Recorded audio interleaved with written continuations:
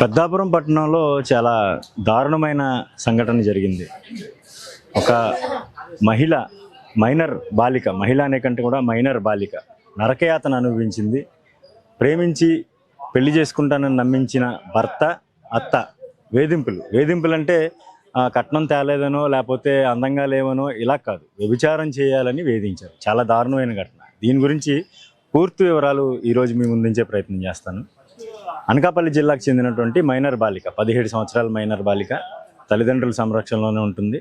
అయితే పెద్దాపురం చెందినటువంటి చందు అనే యువకుడు ఆమెను ప్రేమ పేరుతో వల్ల వేసుకుంటమే కాదు, రహస్యంగా వివాహం కూడా చేసుకున్నాడు. వివాహం చేసుకున్న కొంతకాలం తర్వాత తల్లిదండ్రులు పిల్ల ఆచూకీ దొరకట్లేదని చెప్పి అక్కడ పోలీసులను ఆశ్రయించిన తర్వాత పెద్దాపురంలో ఉందని తెలుసుకుని ఇక్కడ నుంచి అక్కడికి తీసుకెళ్లి కౌన్సిలింగ్ కూడా ఇచ్చారు. కౌన్సిలింగ్ ఇచ్చిన తర్వాత మైనర్ బాలిక కావడంతో పోలీసుల సంరక్షణ లేదంటే ఐసిడిఎస్ అధికారుల సంరక్షణలో ఉంచాల్సిన సమయంలో మరోసారి ఇక్కడికి కాపురానికి, అక్కడ పెద్దల ఒప్పందంతో కాపురానికి పంపించారు. అయితే కాపురానికి వచ్చిన కొద్ది రోజుల నుంచి కూడా బాలికపై విచారం చేయాలని చెప్పేసి కట్టుకున్న భర్తతో పాటు అత్తగారు,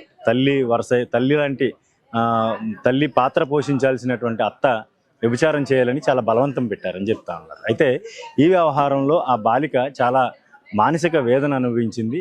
ఈ క్రమంలో ఏం జరిగింది, ఈ మధ్యలో పెళ్లి జరిగిన తర్వాత నుంచి డిసెంబర్ 28వ తారీఖు వరకు ఏం జరిగింది అనేది తెలియదు. కరెక్ట్గా గత ఏడాది డిసెంబర్ 28వ తారీఖున ఈ బాలిక పరిస్థితి పూర్తిగా విషమించడంతో కాకినాడ జనరల్ హాస్పిటల్లో జాయిన్ చేశారు.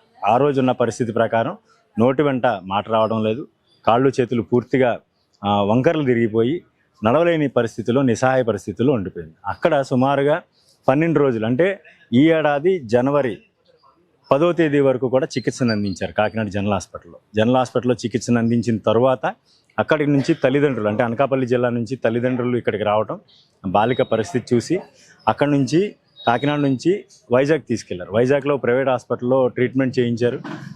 ట్రీట్మెంట్ చేయించిన తర్వాత బాలిక పరిస్థితి మరింత విషమించింది. ప్రస్తుతం పూర్తిగా మాట్లాడలేని పరిస్థితిలో ఉంది. మతిస్థిమితం కోల్పోయింది. కాళ్ళు చేతులు కూడా పనిచేయలేని పరిస్థితి. ఇప్పుడు బతికున్న జీవోత్సవంలా మారింది ఆ బాలిక. అయితే ఈ ఘటన మొత్తం జరగడానికి వెనుకున్న కారణాలు ఏంటనేది మనం చూస్తే మాత్రం ఒక్కసారిగా ప్రతి ఒక్కరిలో కూడా కలవరం రేగుతుంది. ఎందుకంటే ఈ బాలికతో వ్యభిచారం చేయించడానికే ఆ పెళ్లి అనే ప్రేమ అనే వల వేసి ఆమెని ఈ వ్యభిచార కూపంలోకి లాగారని తల్లి కొడుకులు కూడా పూర్తిగా తెలుస్తూ ఉంది. అయితే పోలీసులు ఎఫ్ఐఆర్ నమోదు చేసిన దాని ప్రకారం చూస్తే కొన్ని మందులు ఇవ్వడం వల్ల, ఆమెకు కొన్ని ఇంజెక్షన్లు, కొన్ని రకాల ట్యాబ్లెట్లు ఇవ్వడం వల్ల ఈ విధంగా అవి పూర్తిగా వైద్యం వికటించి ఈ విధంగా బాలిక పరిస్థితి తయారైందని చెప్పేసి కూడా చెప్తా ఉన్నారు. కానీ చాలా ప్రశ్నలు ఉత్పన్నం అవుతా ఉన్నాయి. ఏంటి, ఆ బాలిక 28వ తారీఖు ముందు వరకు, అంటే గత ఏడాది డిసెంబర్ 28వ తారీఖు ముందు వరకు కూడా ఎటువంటి పరిస్థితిని ఫేస్ చేసిన తర్వాత 28వ తారీఖున సడన్గా ఆ రోజు అలా జరగడానికి కారణం ఏంటి? కాకినాడకి తీసుకొచ్చిన తర్వాత జీజీహెచ్లో వైద్యులు ఎటువంటి చికిత్స చేశారు, వాళ్ళు పరీక్షించిన దాని మీద ఎటువంటి పరిస్థితుల్లో ఆమె ఆ విధంగా తయారవలసిన పరిస్థితి వచ్చిందనేది కాకినాడ జీజీహెచ్ వైద్యులు తెలియజెప్పాల్సి ఉంది. దాదాపుగా 12 రోజులు జీజీహెచ్లో వైద్యం తీసుకున్న తర్వాత అక్కడ నుంచి విశాఖ తరలించిన తర్వాత అక్కడ కూడా చెప్పాను కదా ముందుగానే, పరిస్థితి పూర్తిగా వికటించింది. పూర్తిగా ఆమె మతిస్థిమితం కోల్పోయిన పరిస్థితి. అయితే ఈ డిసెంబర్ 28 నుంచి జనవరి 26 వరకు, అంటే జనవరి 26వ తారీఖున పోలీసులు ఎఫ్ఐఆర్ వేశారు దీని మీద.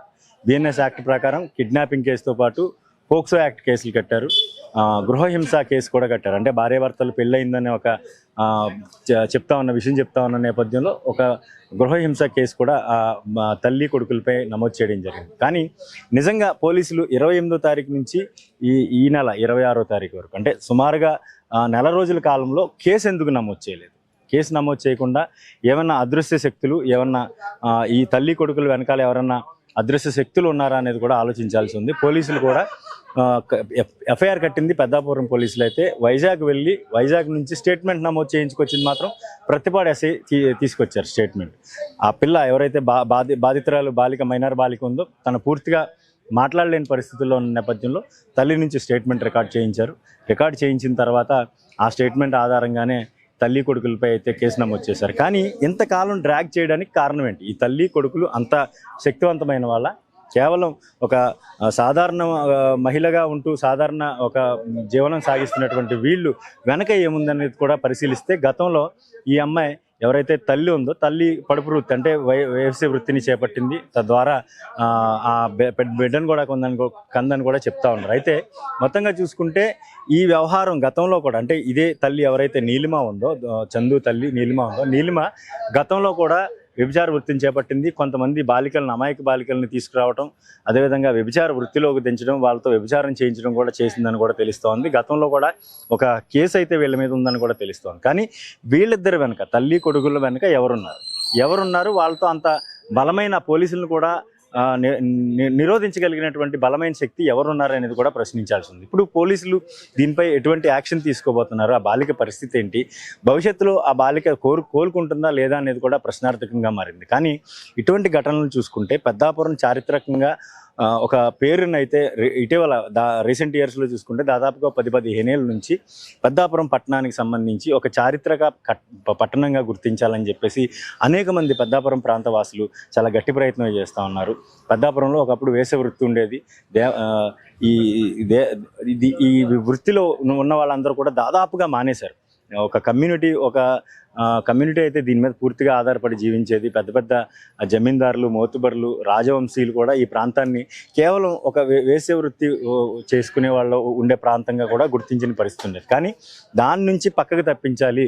ఎందుకంటే పాండవులు ఈ ప్రాంతంలో బస చేశారు, వనవాసం చేశారు. ఆ టైంలో చేశారని పాండవుల మెట్ట అనే ప్రాంతం కూడా ఉంటుంది. ఇటువంటి చారిత్రక నగరం పూర్తిగా వేసవి వృత్తి చేపడుతున్న వాళ్ళ బ్రాండ్ నుంచి తప్పించాలనే ఉద్దేశంతో చాలామంది ప్రయత్నం చేస్తారు. కానీ ఇటువంటి ఘటన పెద్దాపురంలో జరగడం మరోసారి సంచలనంగా మారింది. ఏమైనప్పటికీ కూడా పూర్తి స్థాయిలో పోలీసులు దీని మీద గట్టి చర్యలు తీసుకోవాలి. బాధ్యులైన వారిని కఠినంగా శిక్షించాలి.